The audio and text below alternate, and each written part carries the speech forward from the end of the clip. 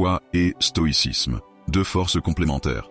La foi et le stoïcisme, bien que distincts, partagent un point fondamental: l'acceptation de ce qui est hors de notre contrôle et la confiance en un ordre supérieur, qu'il soit divin ou rationnel.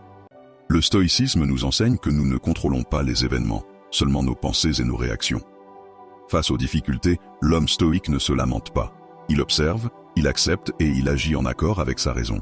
Il comprend que la souffrance naît non des faits, mais de l'interprétation que nous en faisons.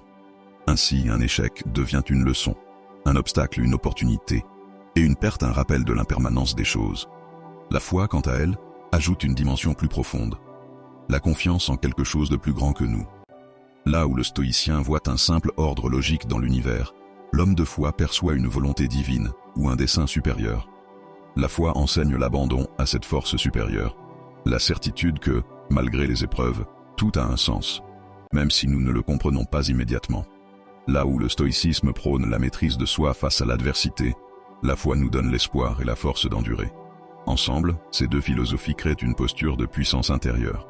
L'acceptation stoïcienne nous donne la résilience et la foi nous offre la force de croire en un avenir meilleur.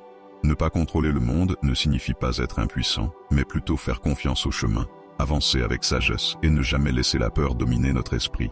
Car au fond, l'essentiel n'est pas de tout comprendre, mais d'avancer avec courage et confiance. Peu importe les tempêtes.